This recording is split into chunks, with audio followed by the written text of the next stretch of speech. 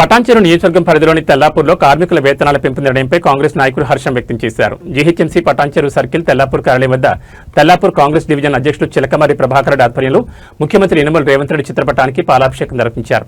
ఈ సందర్భంగా ప్రభాకర్ రెడ్డి మాట్లాడుతూ కార్మికుల సంక్షేమం కోసం రాష్ట్ర ప్రభుత్వం తీసుకుంటున్న నిర్ణయాలు చారిత్రాత్మకమని పేర్కొన్నారు. ఎన్నో ఏళ్లుగా తక్కువ వేతనాలతో ఇబ్బందులు పడుతున్న కార్మికులకు సీఎం రేవంత్ రెడ్డి ప్రభుత్వం ఊరటనిచ్చిందన్నారు. కార్మికుల కష్టాలను గుర్తించి వేతనాలు పెంచడం పట్ల జీహెచ్ఎంసీ కార్మికులు ఆనందం వ్యక్తం చేస్తున్నారని తెలిపారు. ఈ కార్యక్రమంలో మాజీ కౌన్సిలర్ భరత్ రాజేష్ గౌడ్, వాజిద్ సుధాకర్ రెడ్డి, నవరి శ్రీనివాసరెడ్డి, రోహిణి మహేష్, అరుణ్ రెడ్డి, శివకాంత్ పృథ్వీ, గుల్లి రవి, కమలాకర్, జీహెచ్ఎంసీ సిబ్బంది వెంకటితో పాటు కాంగ్రెస్ నాయకులు, కార్యకర్తలు, కార్మికులు పెద్ద సంఖ్యలో పాల్గొన్నారు.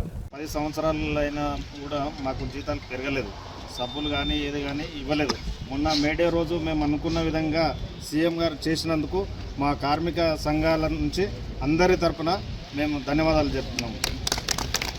ఎప్పుడైనా కూడా సీఎం గారికి మేము మా కార్మికులందరం రుణపడి ఉంటామని మనస్ఫూర్తిగా గౌరవనీయులైన ముఖ్యమంత్రి గారికి మరియు కార్మిక శాఖ మంత్రి వివేక్ వెంకటస్వామి గారికి మా తెల్లాపూర్ జీహెచ్ఎంసీ కార్మికుల తరఫు నుంచి హృదయపూర్వక వందనాలు తెలియజేస్తున్నాం. ఎందుకంటే మాకు ఈరోజు చాలా ఆనందంగా ఉంది. జీహెచ్ఎంసీలో పనిచేసే వాళ్ళ కార్మికులకు జీతం పెంచాడు, చాలా సంతోషంగా ఉంది సార్. 1,11,00,000 మందికి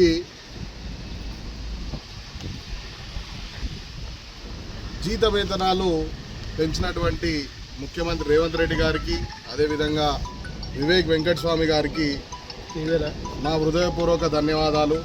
ఈ పెంచినటువంటి కార్మికులందరి తరఫున కూడా మరోసారి మీకు ధన్యవాదాలు తెలియజేస్తున్నాం. మీలాంటి ప్రభుత్వం సొంత అన్నదమ్ములు అక్కచెల్లెలుగా ముఖ్యమంత్రి గారు కార్మికులను భావిస్తారు కాబట్టి 1,11,00,000 అనేది సామాన్యమైనటువంటి విషయం కాదు. ఎందుకనంటే 4 కోట్ల చిల్లరగా ఉన్నటువంటి తెలంగాణ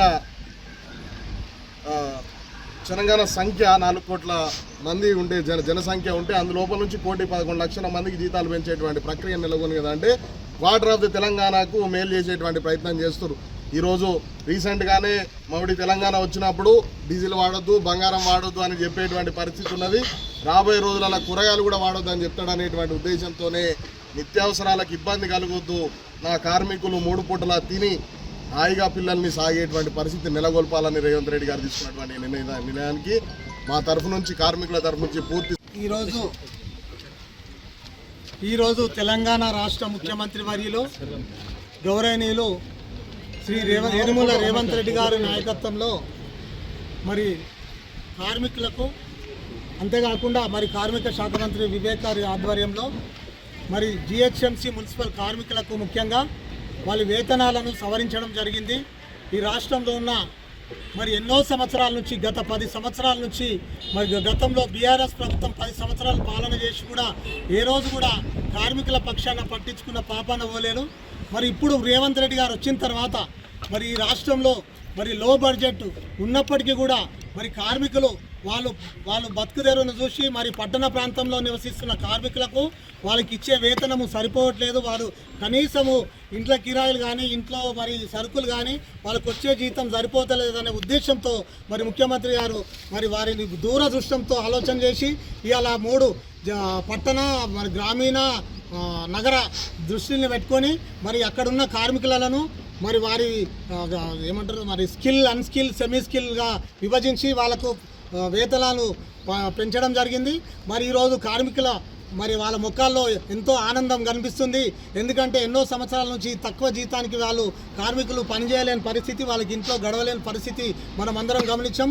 ప్రతి ఇంట్లో కూడా ఆలుమొగలు పనిచేస్తే కానీ వాళ్ళ ఇల్లు గడిచే పరిస్థితి లేదు ఈ పట్టణంలో. మరి ఆ ఉద్దేశంతోనే ఇవాళ 14,000 నుంచి 22,000 వరకు మరి ముఖ్యమంత్రి గారు ఈ వేతనాలు పెంచడం జరిగింది. మరి ఇంతకుముందు గతంలో వారికి వేతనం సరిపోక చాలామంది కూడా కార్మికులు రాక మనం చూస్తూ ఉన్నాం. ఈ వేతనం పెంచడం వల్ల అందరూ కూడా మరి పనులకు చేరి వారు ఆనందంగా పనిచేస్తారని భావిస్తూ, మరి అంతేకాకుండా కార్మికులు ఇంకా కూడా మరి ప్రతి సంవత్సరం కూడా దీన్ని రివైజ్ చేయాల్సిన అవసరం ఉందని నేను ఈ ప్రభుత్వ దృష్టికి తీసుకుపోతున్నాను. మరి అంతేకాకుండా మరి రాబోయే రోజుల్లో ఈఎస్ఐ పిఎఫ్ కూడా వాళ్ళకు ఖచ్చితంగా ఈ ప్రభుత్వం నుంచి వస్తుందని ఆశిస్తూ మరి వారికి ఇంకా భవిష్యత్తులో ఇంకా అనేక సౌకర్యాలు కల్పించి వాళ్ళ పిల్లలకు చదువులు కూడా ఉచితంగా మరి పొందేటట్టు వాళ్ళకు ప్రభుత్వం అన్ని విధాల వరకు హాస్పిటల్ కానీ అన్ని విషయాల్లో కూడా వాళ్ళకు జిహెచ్ఎంసీ నుంచి ఈ కార్మికులకు ప్రొడ్యూస్ చేయాల్సిందిగా ఈ ప్రభుత్వం దృష్టికి దొరకపోతూ మరొకసారి మరి అంతేకాకుండా ఈ రాష్ట్ర ప్రభుత్వం